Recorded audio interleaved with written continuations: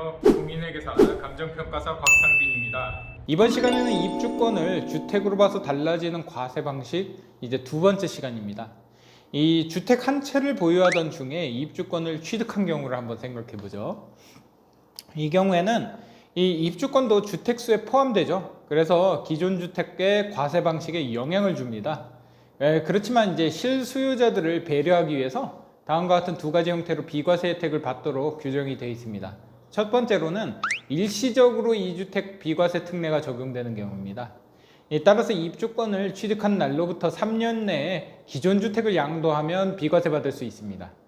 다만 이 기존 주택은 양도 당시 비과세 요건은 갖춰야 되겠죠. 다음으로 두 번째로 이제 입주권을 취득한 후에 3년 내에 기존 주택을 양도하지 못하는 상황을 생각해 봐야 됩니다.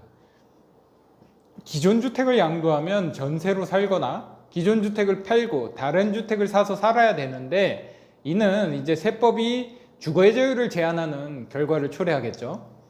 그렇기 때문에 다음 요건을 충족하면 비과세를 해주고 있습니다. 첫 번째로 기존 주택은 양도한 당시 비과세 요건을 갖춰야 됩니다. 그리고 두 번째로 재건축 주택 완공 전 또는 완공 후에 2년 이내에 기존 주택을 양도해 줘야 됩니다. 세 번째로 재건축 완공 후에 2년 이내에 재건축 주택으로 세대 전원이 이사를 하고요. 1년 이상을 거주해 줘야 됩니다. 이 세 가지 조건을 충족해야 비과세가 적용됩니다. 그리고 입주권 승계 취득 후에 주택을 취득한 경우를 생각해 보죠.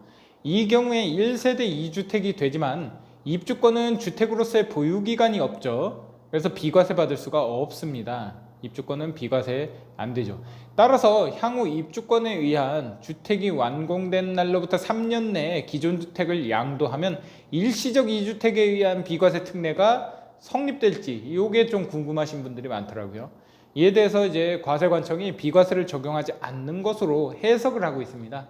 그래서 이런 게 궁금하시면은 여러분들이 직접 세무서에 소득세과나 아니면은 재산세 구청의 재산세과에다가 전화를 해보세요. 그러면 확실히 구체적인 답을 얻을 수가 있습니다.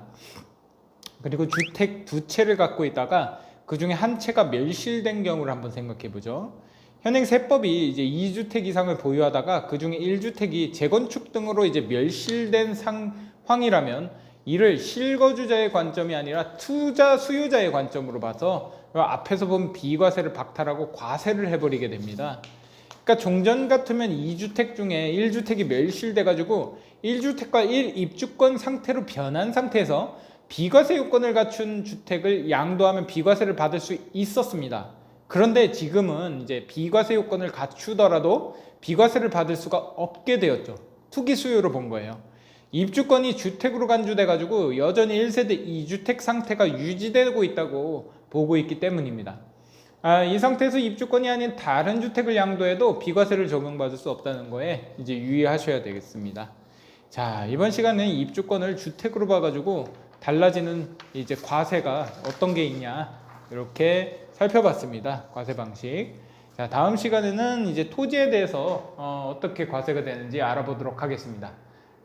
오늘 수고 많으셨습니다. 감사합니다.